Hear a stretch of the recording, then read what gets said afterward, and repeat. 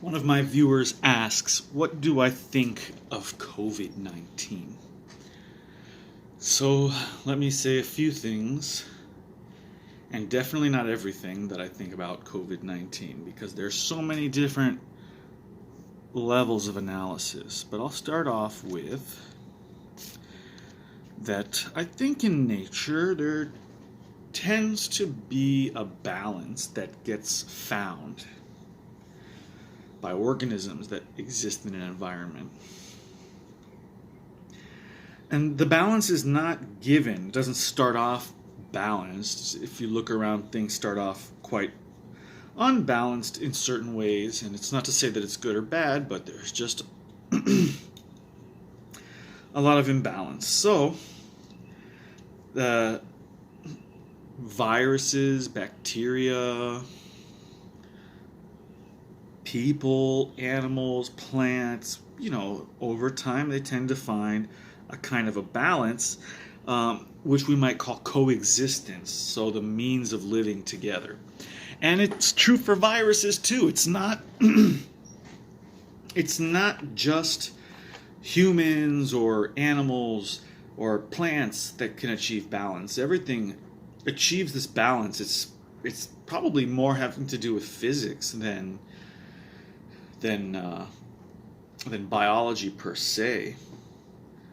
So, in that sense, there are viruses, lots of viruses all over the world, and they don't tend to be an issue because they sort of just exist in a little vacuum to some extent.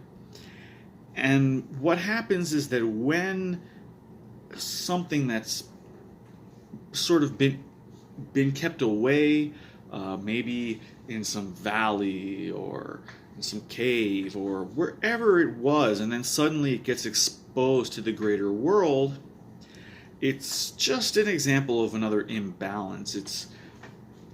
And so, there's still a lot of information that people have to gather about the situation. And so I guess let me start bringing it back into focus. So SARS-CoV-2 is a virus, and people who can catch this virus sometimes develop a coronavirus disease. Not everyone who catches the virus will develop the disease, will have symptoms of the disease, and that's very important, because what it means is that there are people out there who have the virus but who don't have the disease, and they can give the virus to other people, and those people may develop the disease. So that's the concern. That's my concern, is that regardless of whether the mortality rate is high or low, it's that there's a mortality rate, that if you catch this virus, you can die.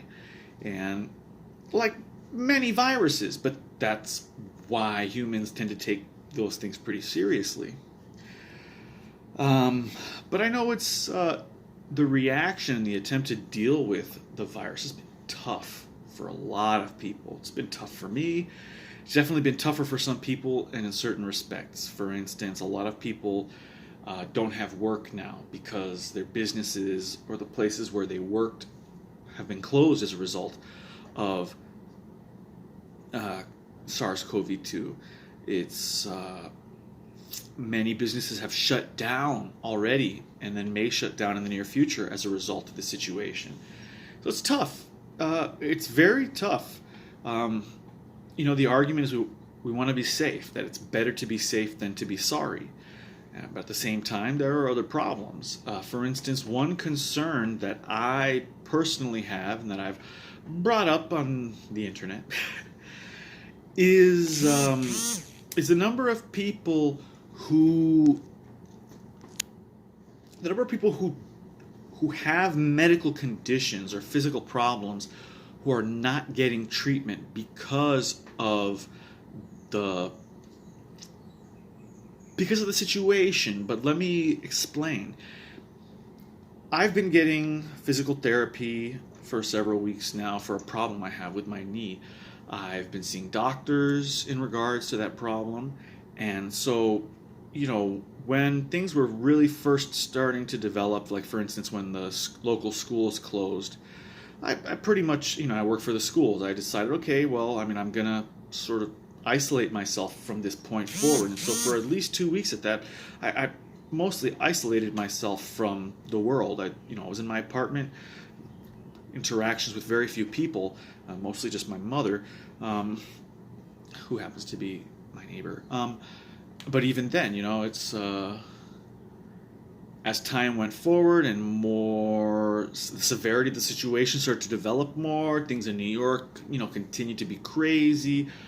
All the stuff that's going on, the stories that I'm hearing, elderly people who get together for poker and who didn't think to take more precautions, ended up all getting the coronavirus at a poker game together one night, and then several of them died already. So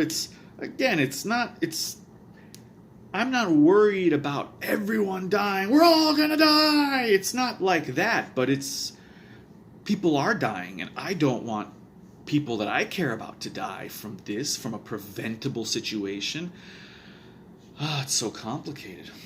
I can't even, what was my point? My point was that, so I isolated myself, and that was easy for me to do, but having to watch what's happened in society is just it's very difficult.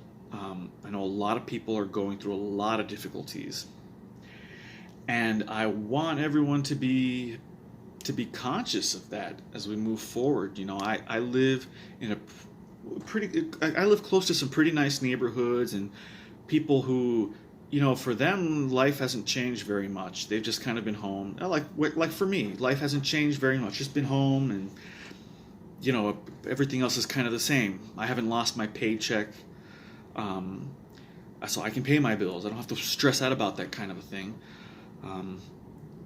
But there's a lot of people who are in a completely different boat. In the state of Florida, many thousands of people applied for unemployment benefits, and as of a few days ago, only 6% of them received them. So that means more than 90% of the people who applied for unemployment benefits, who hypothetically qualify, haven't received them yet. So, I think it's important to be careful. If you're going to go out in public and you're going to be near people, you should wear a mask. A cloth mask is fine, but it's important because you don't know if you have it. You don't know. You haven't been tested. If you're watching this, you probably haven't been tested. You probably haven't shown any symptoms, but you may have it right now. You may have had it a week ago, 2 weeks ago, 3 weeks ago. We don't know, because of essentially the focus has been so much on trying to prevent the spread, and the resources for being able to follow through on that with testing and the kind of detective work that's necessary to really sort of lock down the spread of a virus. Because what we've been doing, the stay at home, it's in all respects a desperate measure. And it's not necessarily an effective one. Imagine, okay, so here I am, I'm home all day, and I eat, and then I run out of food. What am I going to do? I'm going to go to Publix. I'm not going to go to Publix. I don't shop at the Publix near my house. But I'm going to go to the supermarket. And that's a place where a bunch of people go. Walmart, a bunch of people go. Just full of people, even if they're trying to limit how many people go into the store, there's still a lot of people. I went to Home Depot, I think last week, because I needed something for my house. And Home Depot is considered an essential business, because if something breaks in your house, you need to fix it, right? And so I went to Home Depot, but it was just so many people in there. And it's hard because, I don't touch anything except for the one thing I go into the store to buy. I like a heat-seeking missile. I just go directly from the entrance and right where I need to go. I'm not looking around. I'm not. But even then, they say it's in the air for a little bit. So people who are walking in the aisle behind me or next to me, they might be breathing it out, and so there's no avoiding it. And so the the best thing that you can do for yourself and especially for your family and your loved ones is to wear a mask when you go out in public. You know, people who live in your house, well, they're probably screwed. There's a study that came out recently saying that most of the spread was happening from people who were spending a lot of time together.